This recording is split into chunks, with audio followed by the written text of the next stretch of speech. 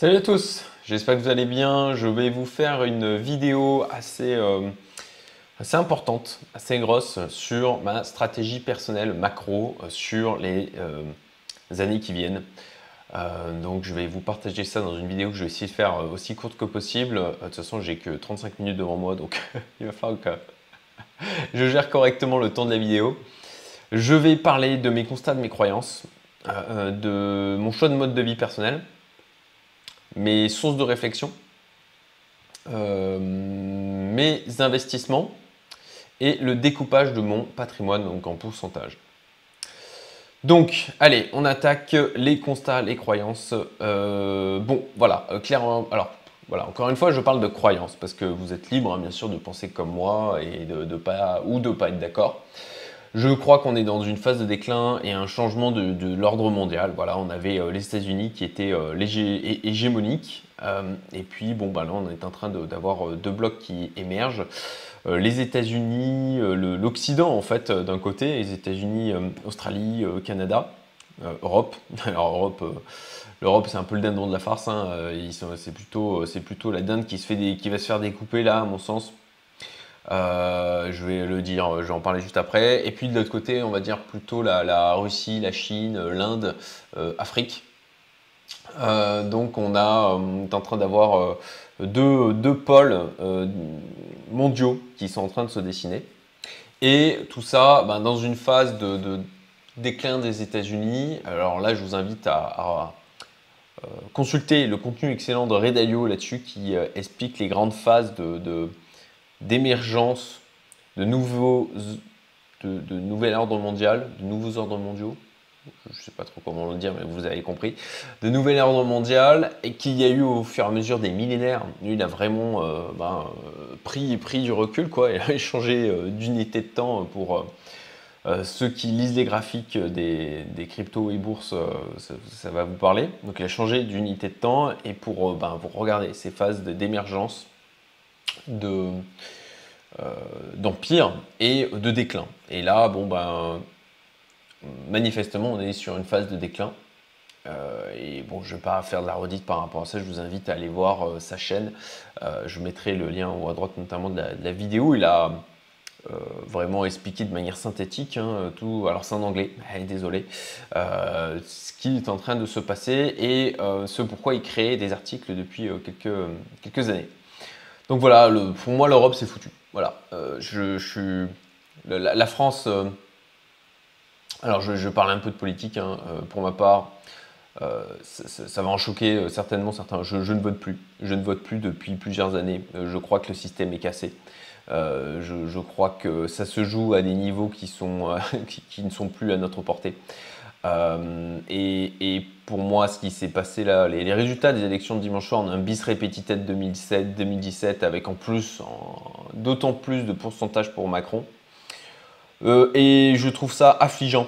Voilà. Vous en pensez ce que vous voulez, mais pour moi, c'est un signe, un signe qu'il n'y a plus d'espoir, quoi. Il n'y a plus d'espoir. Non pas parce que je pense que d'autres auraient été forcément mieux, mais je pense que d'autres pourraient potentiellement été moins pires. C'est juste que un autre, qu'il y ait eu quelqu'un d'autre à la tête du pays, en tout cas pour la France, pour moi, ça aurait ralenti le déclin. Là, le fait qu'on ait une continuité, ben, voilà, bon, pour moi, ça ne va faire qu'accélérer les choses. Et là, ça me fait mal, hein, sincèrement, pour toutes les classes moyennes en France, les salariés qui ont des revenus dits normaux et qui vont se prendre en plein dans la gueule de l'inflation, qui est un choix politique, qui est une conséquence de la politique. Et alors, à mon sens, surtout ne croyez pas ce qu'on vous raconte en disant ah bah, c'est la faute au Covid, c'est la faute à Poutine avec la guerre en Ukraine. Non, c'était déjà quelque chose, on était déjà sur cette pente-là. Et on a juste eu un effet d'accélération et les décisions politiques prises, c'est le peuple qui en souffre, c'est les gens normaux. Et je suis en total désaccord avec ce qui est en train ce qui se déroule depuis plusieurs années, de ce qui continue de se dérouler, que ce soit au niveau de la France ou même de l'Europe en entier. On le voit au niveau même des cryptos, là, oh là, là, ils sont en train de complètement louper ce qui est en train de se passer, comme pour beaucoup de choses. Alors bien sûr, il y a certains pays comme l'Estonie, comme la Suisse qui tirent leur épingle du jeu, qui comprennent les enjeux technologiques qu'il y a autour de tout ça. Sinon, voilà, c'est le vieux continent. Voilà, c'est le vieux continent qui continue son déclin. Donc pour moi, l'Europe, c'est aussi une des raisons pour lesquelles je me suis expatrié, parce que j'ai fui. Voilà, j'aurais préféré rester en France, mais pour, parce que je ne cautionne pas. Et désolé si vous trouvez ça dur, mais pour moi, rester c'est cautionner. Ne rien faire, c'est cautionner. Voilà. Donc, continuer à donner des impôts à ce système-là, c'est le nourrir, en fait. Et c'est pour ça qu'on a pris la décision, moi, mon épouse, de fuir, de partir, parce que ça nous devenait insupportable. Voilà. Là, j'ai pas mal de personnes, hein, notamment de ma communauté privée, qui bougent, qui partent. On le voit d'ailleurs là à Maurice, il y a pas mal d'expats qui arrivent. C'est pas juste à Maurice, il y a d'autres personnes comme ça qui fuient ce qui est en train de se passer du côté de l'Europe. Faites gaffe sur la restriction de vos capitaux, les restrictions sur l'utilisation de votre argent. Bon, voilà. Encore une fois, c'est à la fois des constats que je fais et aussi des croyances, puisque forcément c'est biaisé, c'est avec mon point de vue, et vous êtes libre d'être d'accord ou pas. Donc l'émergence d'un monde avec plusieurs puissances importantes, donc les États-Unis qui sont pour moi en phase de déclin, l'Europe qui se fait dépouiller, voilà, et c'est le peuple encore une fois qui va subir ça. Je crains vraiment des mouvements sociaux assez violents dans les années qui viennent du côté de la France, du côté de l'Europe, quoi. La Chine, bien sûr, l'Inde, la Russie. Puis bon, voilà, l'Europe, c'est la dernière qui se fait découper maintenant. Donc une accélération des crises, je l'ai mis point d'interrogation. Voilà, j'ai le sentiment et qu'il y a une accélération des problèmes. Donc bon, on a eu 2008-2009, là on a eu le Covid, impression monétaire à foison, l'augmentation des dettes généralisée hein, au niveau des États, mais pas que, au niveau voilà, des entreprises zombies, enfin, pas les mass médias n'en parlent pas trop, c'est plutôt les médias orientés finance, économie qui en parlent davantage et qui ne sont pas contrôlés euh, par, euh, par certains cercles de pouvoir. L'Ukraine, voilà, qui en fait était, il y avait déjà des choses qui se passaient en Ukraine depuis un moment, mais là, bon bah, on a décidé de mettre l'accent. Effectivement, bah, voilà, il se passe quand même clairement quelque chose d'important, mais l'utilisation médiatique qui en est faite est assez intéressante et est assez désolante hein, aussi. L'augmentation forte des prix, alors là, l'inflation qui arrive, pouah, je pense aux gens qui gagnent 2000, 2500 euros par mois net, waouh! Et même pour ceux qui gagnent plus, hein, qui restent en France, ça va tellement piquer. Ça me fait de la peine, hein. Vraiment, ça me fait de la peine, ça fait pas plaisir à voir quoi. Mais bon, après, chacun fait ses choix. Les rationnements, potentiellement. Enfin, potentiellement. Non, on les voit déjà. On les voit déjà, des rationnements, des pénuries. Donc voilà, augmentation, bah ça va d'autant plus alimenter l'augmentation forte des prix. Et puis là, on a du côté de la Banque Centrale Européenne le choix, la BCE fait le choix en laissant les taux directeurs tels qu'ils sont, bah, de l'inflation et donc d'appauvrir les peuples et donc de faire reposer sur les peuples, et de toute façon c'est dans la lignée du plan, hein, à mon sens, en tout cas des choix qui ont été faits, c'est de faire supporter au peuple les dérives et l'enrichissement d'une minorité. Voilà, ça peut paraître très communiste limite ce que je dis. Mais non, non, écoutez, je reste un capitaliste, euh, mais je crois aux forces du bien, je crois aussi au fait qu'il y a des gens qui font du mal autour d'eux et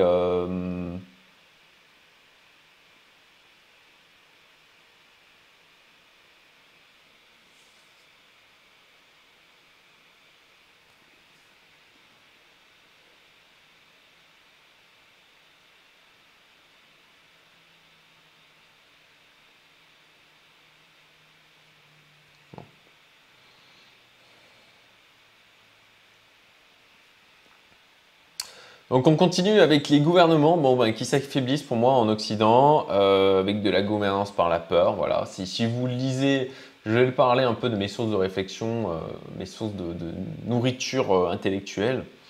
Mais bon, si vous vous intéressez un petit peu à tout ce qui est psychologie des foules, manipulation de masse, hein, et puis il n'y a rien de complotiste là-dedans, hein, c'est juste des choses qui sont factuelles, qui ont été mises en place, qui ont existé et qui continuent d'exister.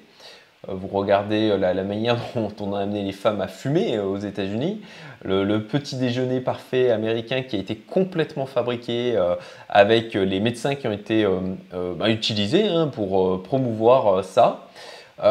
Si vous avez lu par exemple Propaganda, vous comprenez comment ça fonctionne. Et du coup, vous vous mettez à voir les ficelles. Et quand vous vous mettez à voir les ficelles, vous avez envie de les couper. Voilà. D'où encore une fois le choix de partir et de changer de source d'information. Donc voilà, vous avez une vraie gouvernance par la peur aujourd'hui. Les gouvernements qui s'affaiblissent, clairement. On le voit, hein, d'ailleurs, on l'a vu, le taux d'abstention. Là, les partis en France classiques, hein, les Républicains, le Parti Socialiste sont morts. Voilà. On a un vrai changement au niveau de la politique et à mon sens, pas pour le mieux.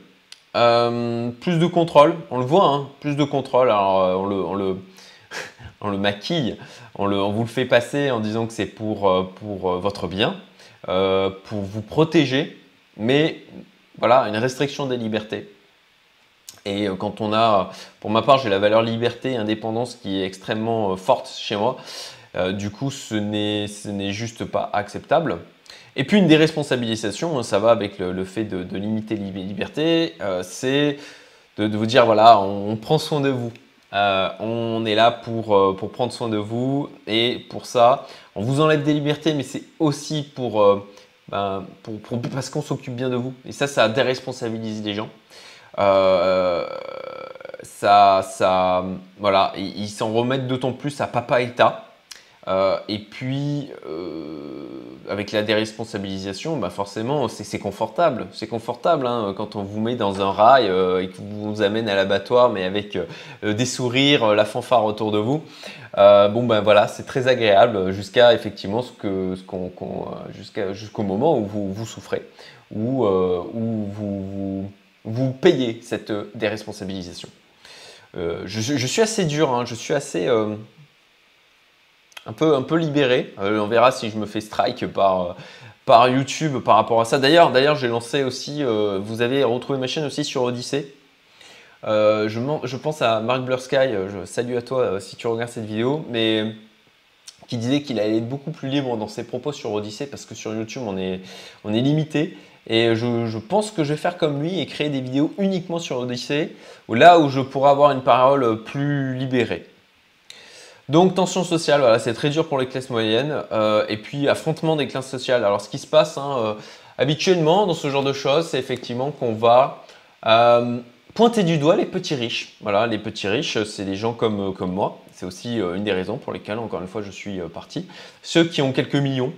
Voilà, c'est ce que j'appelle les petits riches. Hein. C'est ceux qu'on va pointer du doigt, c'est ceux à qui on va prendre, c'est ceux à qui on va limiter les capitaux parce que ça passera. Voilà. Ceux qui ont de l'immobilier, hein, ceux ça va être facile l'immobilier. L'immobilier, vous ne pouvez pas prendre une maison, un appartement, le déplacer dans un autre pays. Et puis de toute manière, vous avez déjà des choses qui sont en place comme l'exit tax. Moi, j'ai été assez malin pour justement sans faire des choses qui sont illégales. J'ai été assez malin justement pour y échapper, pour faire en sorte de ne pas tomber dans ce piège parce que je pense à des amis entrepreneurs qui ont vendu leur boîte en étant en France et qui se retrouvent maintenant piégés parce que s'ils veulent partir, c'est 30% qui leur seront pris sur les plus-values latentes. Et ça, c'est un truc qui existe en France, l'exit tax. Et je pense que ça va, on ne va pas rendre le pays plus attractif, on va juste créer de nouvelles barrières à la sortie. Donc ça, et voilà, pour ceux, et là j'en appelle à ceux qui me suivent sur ma chaîne, je sais je m'adresse clairement à des gens qui ont quand même de l'argent, des centaines de milliers, voire des plusieurs millions, ou qui sont juste entre guillemets millionnaires. vous serez la cible désignée comme les coupables parce que c'est facile, et puis, il ne faut pas se leurrer. La classe moyenne, on le voit à chaque fois, les impôts commencent par effectivement les plus aisés. Et ensuite, hop, on a un nivellement vers le bas. Ah ben voilà, effectivement, à chaque fois, vous voyez, ces impôts, ils visent les plus aisés. En tout cas, pas vraiment les ultra riches, hein, mais on va dire les petits riches. Et puis les petits riches ne sont pas cons. Donc, ils font en sorte d'échapper au maximum à ces impôts. Et puis le truc, c'est que forcément, comme il y a les sources de revenus qui diminuent là, ça se décale vers la classe moyenne. Et puis là, l'inflation, alors là, c'est un truc à vomir, hein. L'inflation, là, qui encore une fois, je vous le dis, un choix politique qui va vous appauvrir et qui va en plus de ça, pour ceux, là aussi, je reprends les petits riches, ceux qui font des plus-values, qui font des opérations potentiellement dans l'immobilier ou des achats d'actions, etc.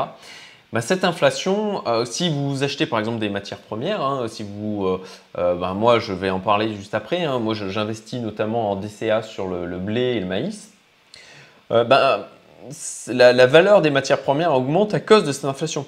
Et si vous vendez et vous faites de la plus-value, alors de la plus-value dans leur monnaie de singe, vous êtes en plus de ça imposé à 30% sur cette plus-value. Donc non seulement vous prenez de l'inflation qui diminue votre pouvoir d'achat, mais sur la plus-value ou la réduction des pertes que vous allez faire en investissant, là aussi vous allez vous faire imposer. Voilà, c'est pas beau quand même. Hein, alors on a la niche pour l'instant encore en France de la résidence fiscale, mais pour ceux qui font de l'immobilier et qui font de l'achat-revente, là aussi vous vous faites imposer. Mais sur des biens qui en termes de valeur, je veux dire une maison reste une maison, mais c'est juste que l'unité monétaire sur laquelle on va apprécier sa valeur, comme elle perd de la valeur. On a l'unité monétaire, là où on avait par exemple un truc qui valait 500 000, en vaut peut-être 700 000. Et voilà, si vous vendez les 200 000 de plus-value, mais c'est juste en fin de compte que vous avez évité d'avoir votre argent dérodé, vous prenez 30% dessus. C'est pas beau la vie quand même? Ah là là, des tensions géopolitiques qui amènent à une démondialisation. Ce qui est directement lié avec, pour moi, ce que je vois émerger, et pas que moi, hein, ça c'est des choses qui viennent de mes sources d'information, avec deux blocs, voilà, l'Occident d'un côté, et puis le reste du monde, en fin de compte, de l'autre. Mes sources de réflexion, alors elles sont non exhaustives, je ne vais pas toutes les évoquer, mais bon, la plus importante, mon entourage fondamental, et là je refais de la pub pour ma communauté privée.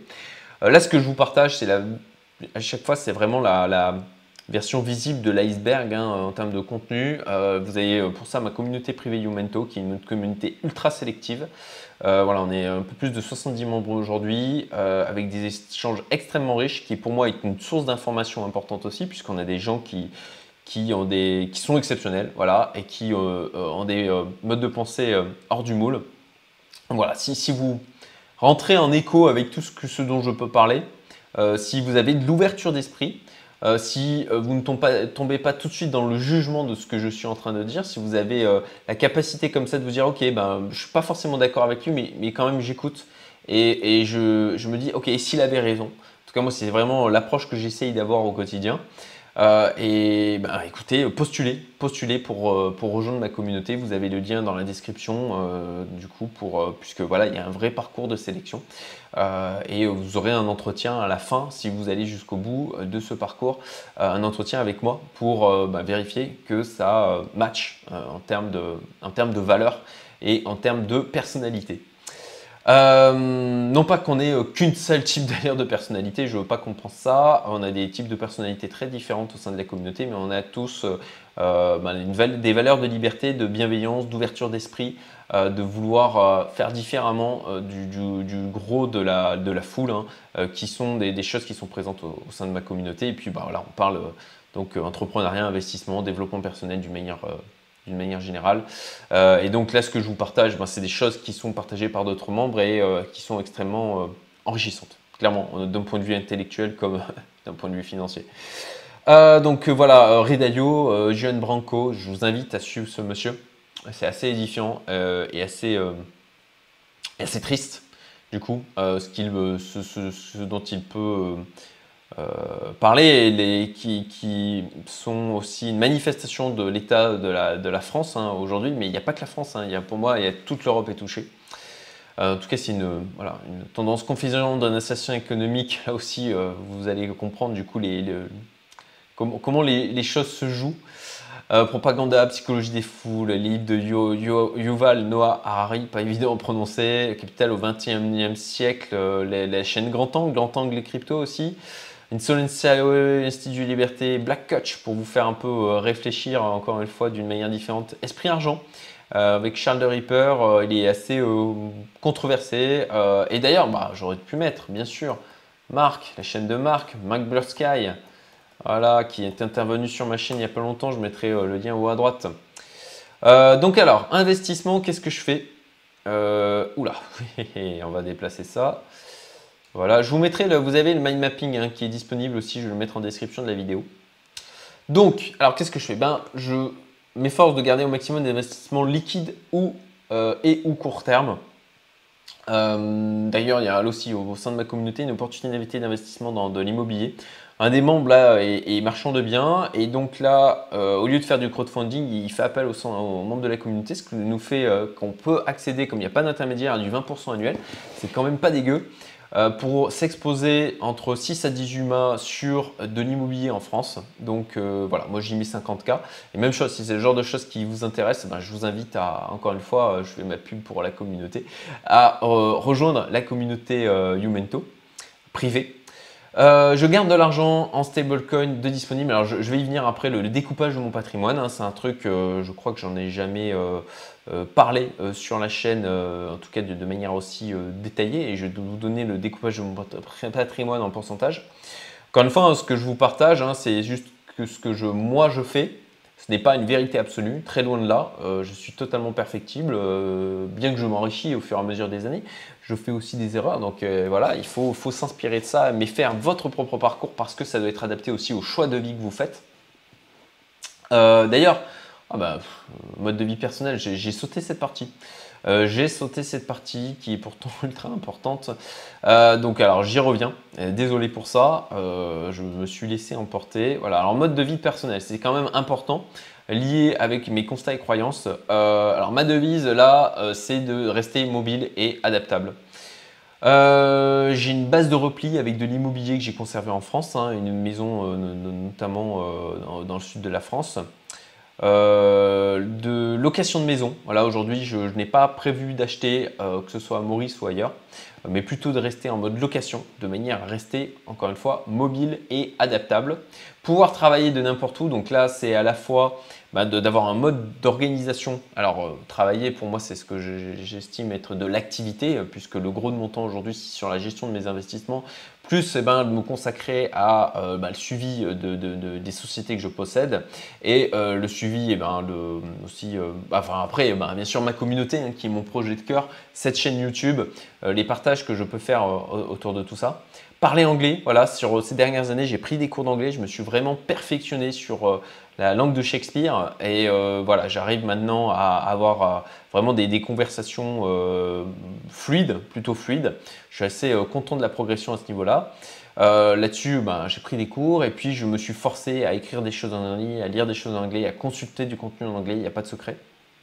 Et l'environnement ici à Maurice, c'est aussi un avantage dans le sens où j'ai l'occasion comme ça de pouvoir parler anglais fréquemment, puisque ici les gens, d'une manière générale, parlent le dialecte local, français et anglais. Voilà, vous avez le moindre clodo qui parle 3 langues, c'est assez rigolo. Posséder plusieurs sources de revenus, ça c'est la résilience personnelle financière, d'avoir de multiples sources de revenus et puis bien sûr d'avoir du capital, hein, voilà, forcément.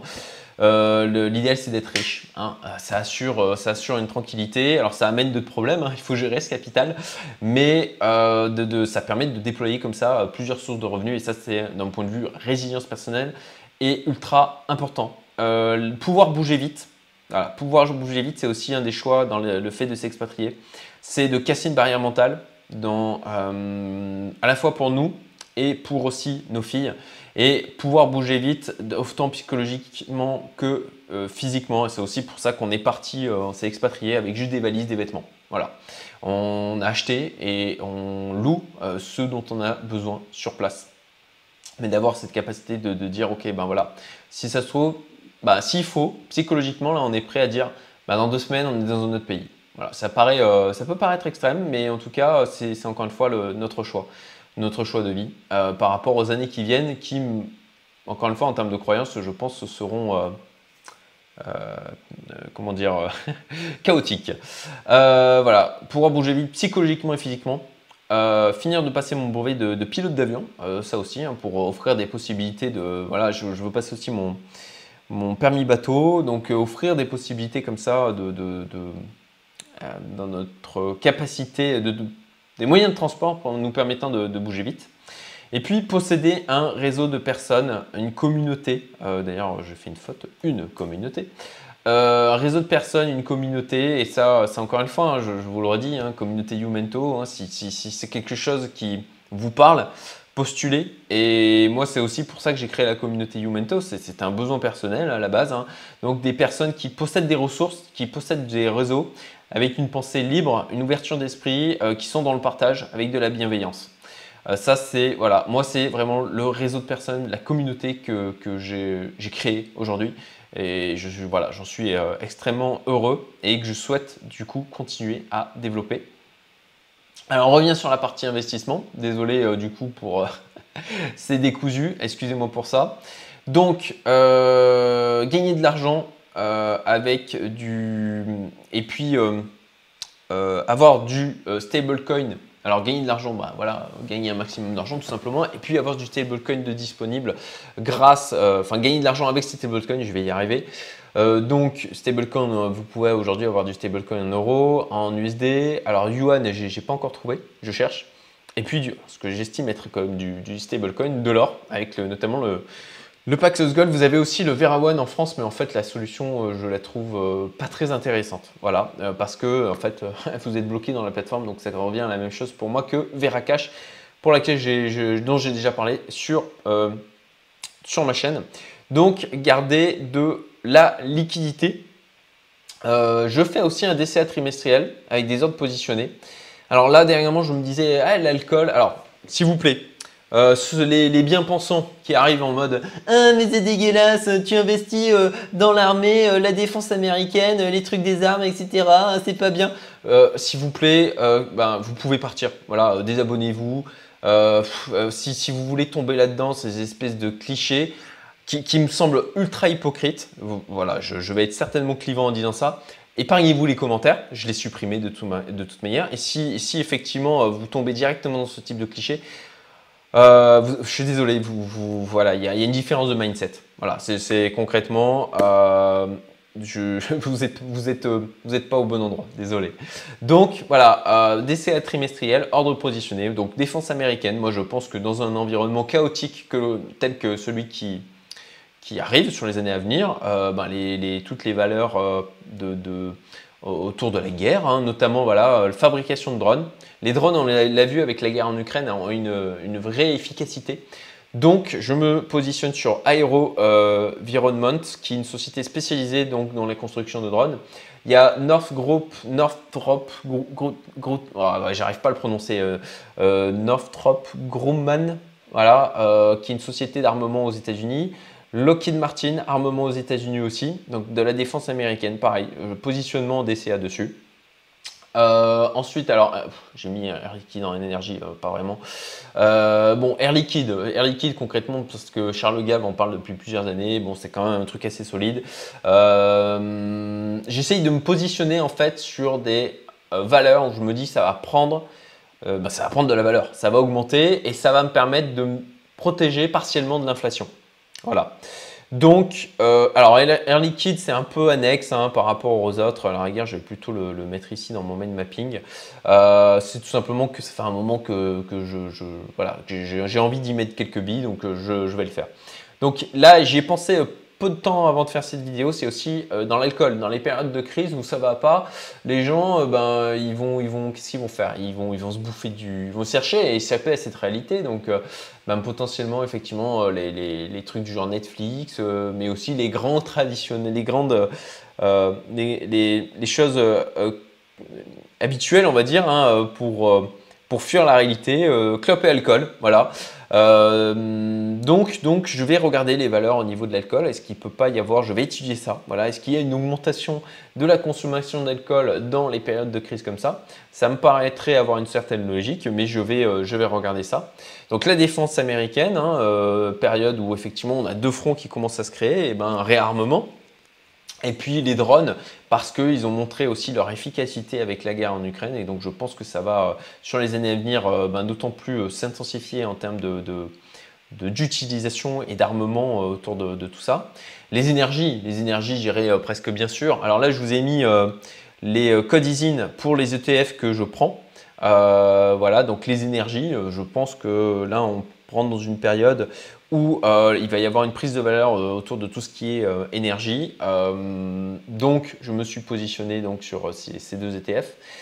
Le maïs, pareil, hein, le maïs et le blé. Alors, bien sûr, le blé a augmenté, mais on peut pas mal remplacer de choses qui sont fabriquées avec le blé avec du maïs. Et donc ça, c'est un truc où pas grand monde en parle, mais sur lequel du coup, je me suis positionné en priorité parce que je pense que comme le blé semé a augmenté de manière assez importante, eh ben, on va chercher des solutions de remplacement et le maïs fait partie de ces solutions. On peut faire du pain avec le maïs, on peut faire des galettes de maïs, on peut faire des pâtes je ne sais plus si on peut faire des pâtes au maïs, je dis peut-être des bêtises là, mais on peut remplacer pas mal de choses avec le maïs que l'on fait avec le blé. Et donc je me suis aussi positionné là-dessus. Voilà, avec pour objectif tout simplement de faire de la plus-value sur les trimestres, années qui viennent. Donc ça, c'est un suivi, voilà, c'est un DCA trimestriel voilà, que je fais et donc je vous le partage, là. Du private equity parce que c'est en temps de crise qu'il y a de belles entreprises qui sont créées. Et je pense que ça reste un secteur qui reste encore assez limité, où le réseau est ultra important. Donc c'est pour ça que j'en reviens à la notion de communauté, de réseau, et que je développe avec la communauté Youmento. Et voilà, le private equity, de faire comment on peut dire, du private equity, du business angel picking, j'en sais rien, mais d'investir comme ça, du startup picking, voilà, d'investir dans des startups comme ça, qui sont avec des gens qu'on connaît, où effectivement on sent qu'il y a vraiment du potentiel, où c'est des gens qui sont solides, c'est important ça.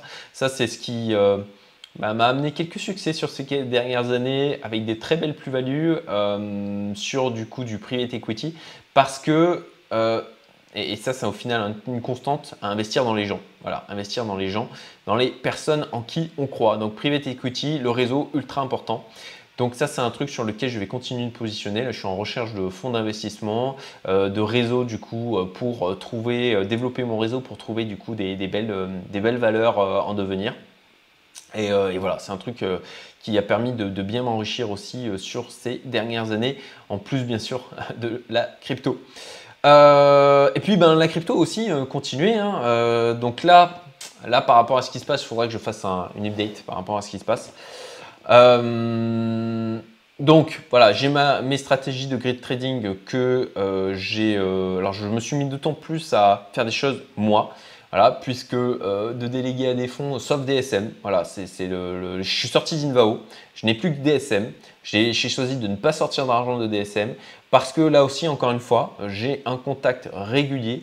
C'est des gens que je vois toutes les semaines quasiment, ou en tout cas, j'ai un minima des échanges avec eux, avec Alex et Olivier, hein, donc qui sont derrière DSM toutes les semaines. Et donc, voilà, je suis plutôt serein dans leur manière d'approcher les choses et c'est des gens qui sont équilibrés dans leur vie, c'est important ça aussi.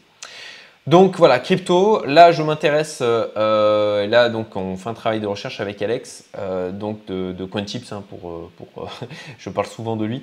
On fait un travail de recherche, on veut du coup fédérer des investisseurs de nos communautés respectives pour aller sur Pantera Capital. Donc là on cherche une solution de SPV, on a différentes solutions qu'on a trouvées, on va continuer à en chercher, du coup avec pour objectif d'être Alors moi je disais en haut de la pyramide, Alex a trouvé une métaphore qui est un peu meilleure je trouve, d'être en haut de la chaîne alimentaire, parce que plus tôt on rentre sur ces projets et plus on a de potentiel de faire des plus-values. Alors il faut rentrer sur les projets qui vont avoir de la hype, où il va y avoir des fonds qui vont rentrer, des fonds importants, parce que ça va tout simplement avoir un effet de réseau et qui va permettre de propulser ces projets pour qu'ensuite ils soient offerts au grand public qui, eux, vont venir nous nourrir, voilà, avec des achats parce qu'ils arriveront plus tard dans la chaîne alimentaire ou dans la pyramide.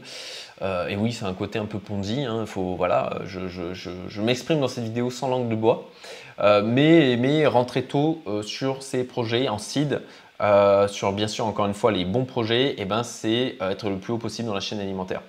Et donc là, on fédère des membres de nos communautés pour pouvoir aller sur ces fonds. Autant Pantera Capital, c'est $1 million par exemple.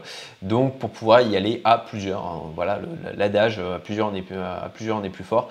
Avec les bonnes personnes surtout. Voilà. Crypto, un DCA que je vais remettre en place. Donc sur Bitcoin, ETH, BNB, FTT, Link, Atom. Pour moi, c'est des valeurs qui sont voilà, assez solides dans l'univers crypto aujourd'hui. Le découpage de mon patrimoine, bon, je suis en train de dépasser l'heure pour la vidéo, je vais être en retour sur un rendez-vous, mais je vais quand même la finaliser. Découpage de mon patrimoine, alors 23% en immobilier, voilà, or physique, papier, tokenisé, j'ai que 9% aujourd'hui, franchement, j'augmente mon allocation, là, je l'ai encore fait hier. Après, j'ai aussi mis en place un gridbot sur du Paxos Gold BUSD, donc bon, c'est aussi une manière de s'exposer à l'or. Voilà. Donc les cryptos, aujourd'hui, ça représente tout ce que j'ai en termes de crypto. 10%. Alors quand je parle de crypto, c'est les fonds, les solutions de gestion, le crypto picking, parce que je possède du Bitcoin, de Ethereum en mode hodl, quoi. Les stablecoins, c'est autour de 8% de mon patrimoine. Liquidité, compte courant, 7%. Trading berceau sur crypto, donc là c'est voilà, les gridbots, tout ce que je peux faire moi en termes de position manuelle, de gestion personnelle, c'est 10%. Bourse, alors bourse, j'ai vraiment, comme je vous avais dit, j'avais tout sorti en juillet, donc il me reste pas grand chose. Et là je me remets à rentrer dernièrement avec ce que je vous ai évoqué juste au-dessus. Donc c'est à peu près 0,14% aujourd'hui, c'est pas grand chose. Le private equity, 24%.